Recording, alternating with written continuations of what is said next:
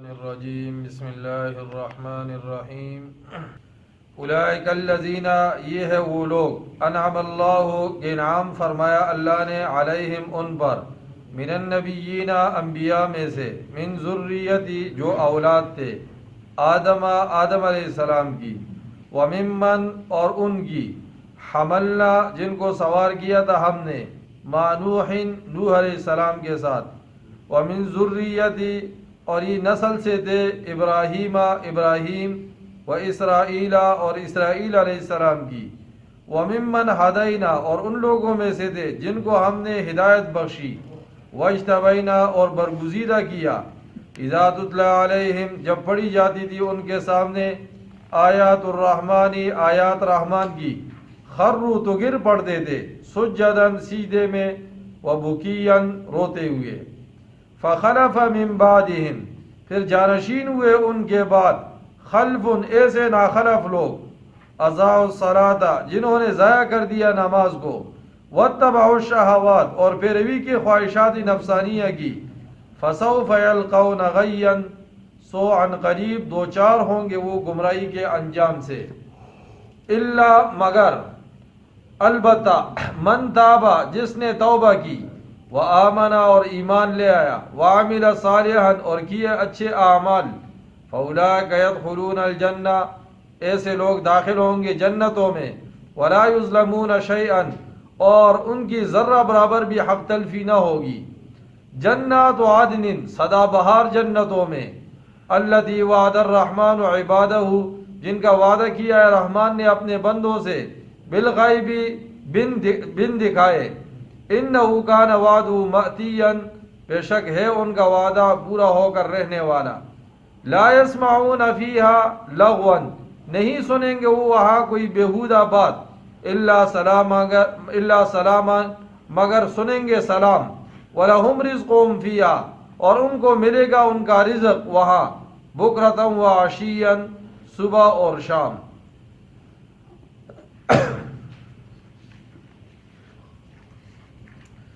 سورہ مریم کے اندر زکریا علیہ السلام کا واقعہ ذکر ہوا، پھر حضرت مریم سے پہلے حضرت یحییٰ علیہ السلام کی بات ہوئی، پھر حضرت مریم اور ان کے بیٹے مسیح علیہ السلام، عیسیٰ علیہ السلام کا ذکر ہوا، اس کے بعد جد الانبیاء ابراہیم علیہ السلام کی دعوت کا ذکر ہوا، ان کے بیٹے حضرت اسحاق اور ان کے بیٹے حضرت یعقوب علیہ السلام کا ذکر ہوا، اس کے بعد دیگر انبیاء، موسیٰ علیہ السلام، اسماعیل علیہ السلام، ادریس علیہ السلام کا ذکر ہوا۔ آج اللہ مزید فرماتے ہیں کہ اللہ نے ان لوگوں پر انعام بھی کیا جو آدم علیہ السلام کی اولاد میں سے نبی تھے، ظاہر ہے آدم علیہ السلام دنیا میں تشریف لائے، اس کے بعد انسانیت کا سلسلہ جو ہے وہ چلا ہے۔ اولئک الذین یہ ہے وہ لوگ، انعم اللہ کہ انعام فرمایا اللہ نے، علیہم ان پر، من النبیین انبیاء میں سے، من ذریت آدم جو اولاد تھے آدم کی، وممن حملنا مع نوح اور ان کی جن کو سوار کیا تھا ہم نے نوح کے ساتھ، کہ دیکھو ان انبیاء کا تذکرہ ہوا، یہ جلیل القدر انبیاء خدا کی توحید کو مانتے تھے، خدا کے آگے جھکتے تھے، تم نے اتنا بڑا ظلم کیا، ان انبیاء کو تم نے خدا بنا دیا، عیسیٰ علیہ السلام کو خدا بنایا، ان کی والدہ کو جو ہے وہ خدا بنایا، کہا ایسا مت کرو۔ یہ اللہ نے آدم علیہ السلام اور نوح علیہ السلام کے زمانے میں انسانیت غرق ہوئی، جو مسلمان آپ کے ساتھ کشتی میں بچ گئے، ان سے پھر آگے اللہ نے نسل چلایا ہے، سام، حام اور یافس، نوح علیہ السلام کے 3 بیٹے تھے، یہ بچ گئے تھے اور ایک بیٹا آپ کا وہ غرق ہوا۔ تو عرب جو اولاد ہے ابراہیم علیہ السلام اور دیگر جو عرب لوگ ہیں، یہ سب کے سب اولاد ہے سام کی۔ فرمایا کہ اس کے بعد ہم نے یہ سلسلہ جاری فرمایا، ومن ذریت ابراہیم اور یہ نسل سے تھے ابراہیم و اسرائیل اور یعقوب علیہ السلام۔ اسرائیل لقب ہے یعقوب علیہ السلام کا، ابراہیم علیہ السلام سے آگے پھر پیدا ہوئے اسحاق علیہ السلام، ان سے آگے بیٹے پیدا ہوئے یعقوب علیہ السلام، یعقوب علیہ السلام کے 12 بیٹے تھے، اور اسماعیل علیہ السلام کے بھی 12 بیٹے تھے۔ تو یہ عرب کے اندر پھر ان حضرات کی نسل آگے چلی ہے۔ آدم علیہ السلام سے نسل چلی، نوح علیہ السلام کے زمانے میں اکثر لوگ غرق ہوئے، شرک میں مبتلا تھے، عذاب آیا۔ پھر آپ کے ساتھ جو کشتی میں تھے آپ کے 3 بیٹوں سے وہ بچے، ان سے آگے پھر نسل چلی، اور پھر عرب کے اندر ابراہیم علیہ السلام کے آگے جو پوتے تھے یعقوب علیہ السلام، اور دوسرے بیٹے جو تھے اسماعیل علیہ السلام، ان کے 12 بیٹے تھے، تو آگے پھر یہ نسل چلی ہے۔ وَمِمَّنْ هَدَيْنَا، اور ان لوگوں میں سے تھے جن کو ہم نے ہدایت بخشی، وَاجْتَبَيْنَا، اور برگزیدہ کیا۔ یہ سارے کے سارے اللہ کے برگزیدہ لوگ تھے۔ اِذَا تُتْلَى عَلَيْهِمْ، جب پڑھی جاتی تھی ان کے سامنے آیات رحمان کی، خروا، تو گر پڑتے تھے، سجداً، سجدے میں، وبکیاً، روتے ہوئے، یعنی ایسے پسندیدہ لوگ تھے جب رحمان کی آیتیں پڑھی جاتی ہے، قرآن پڑھا جاتا ہے تو یہ سجدے میں گر پڑتے، روتے بھی تھے۔ یہ خدا کے آگے روتے تھے، سجدہ کرتے تھے، اور تم نے اٹھ کر ان کے آگے سجدے شروع کر دی، ایسا مت کرو۔ فخلف من بعدہم، پھر جانشین ہوئے ان کے بعد، خلفن، ایسے ناخلف لوگ، یہ برگزیدہ لوگ تھے نا، ان کے بعد ناخلف لوگ آ گئے۔ جب ناخلف آتے ہیں وہ پہلے کا سارا نظام برباد کر کے رکھتے تھے۔ پیچھے آیا یہ وَكَانَ يَأْمُرُ أَهْلَهُ، اسماعیل علیہ السلام اپنے گھر والوں کو نماز زکوٰۃ کا حکم دیتے تھے، ان کا طریقہ کار تو یہ تھا۔ بعد میں ناخلف لوگ آئے، اضاعوا الصلاۃ، جنہوں نے ضائع کر دیا نماز کو، ناخلف۔ میں اس دن حاجی نسیم صاحب کی جنازے پہ جب گیا، وہاں سے جب واپسی ہوئی تو وہاں ماد القرآن کسی زمانے میں بڑا مشہور مدرسہ تھا تجوید کے حوالے سے، ایک یہ مدرسہ تھا مانسیرے کا، اور ایک جو ہے نا نمک منڈی پشاور کے اندر، ان کی سند مانی ہوئی سند تھی۔ تو میں نے دیکھا دروازہ کھلا ہے، اندر گیا، میں نے کہا مولانا قاری فضل ربی صاحب ہمارے استاد رہے، میں ان کے قبر پہ گیا، ان کے بیٹوں کی قبریں ہیں، وہاں دعا کی۔ دائیں بائیں جیسے ان حضرات نے چھوڑا تھا ویسے ہی جو ہے نا وہ خراب ہو گیا، پیچھے آپ کوئی سنبھالنے والا نہیں ہے، کمرے برباد، طالب علم کوئی نہیں، کوئی بھی نہیں ہے وہاں پر۔ تو مجھے یہ آیت آئی، فخلف من بعدہم خلف، ناخلف لوگ جب آتے ہیں سارا کوئی برباد کر کے رکھتے ہیں۔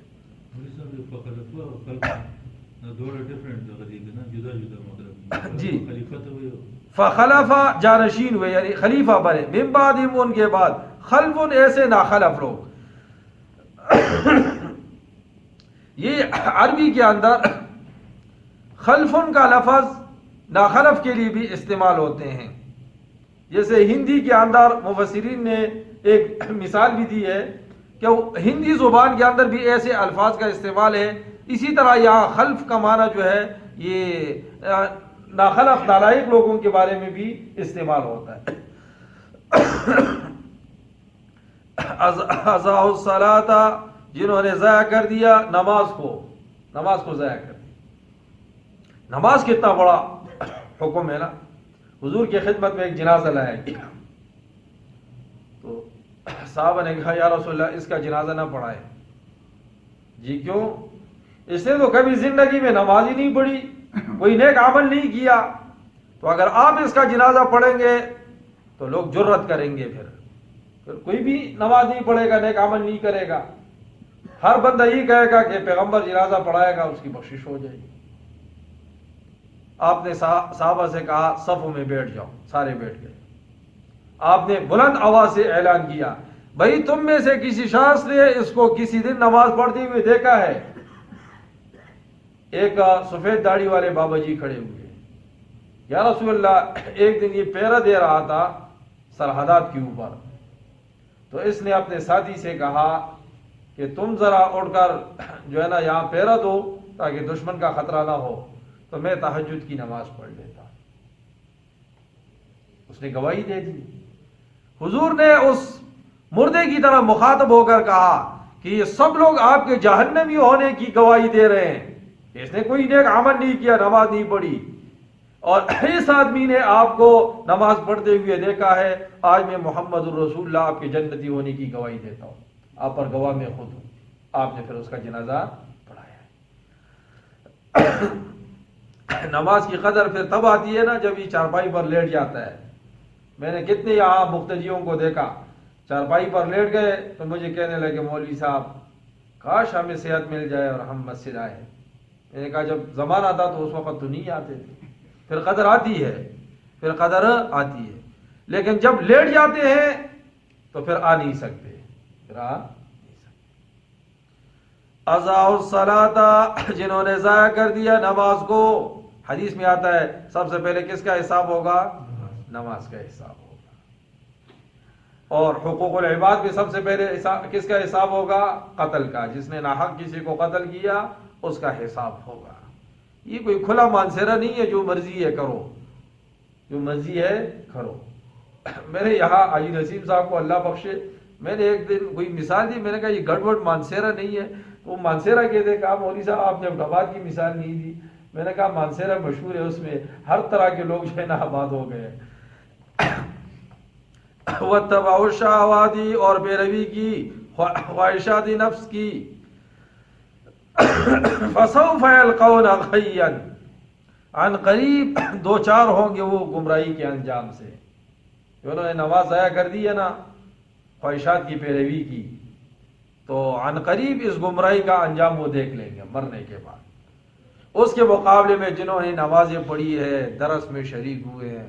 خدا کے راستے میں نکلے ہیں، اچھے کام کیے، توبہ کیا ہے، ظاہر ہے جو آدمی مسجد آتا ہے نا توبہ کی توفیق بھی ملتی ہے نا، نماز کے بعد کہتے ہیں یا اللہ میری گناہوں کو بخش دے۔ الا من تاب، البتہ جس نے توبہ کی، وآمن، اور ایمان لایا، وعمل صالحا، اور کیے اچھے اعمال، یہ تینوں ایمان بھی ہے،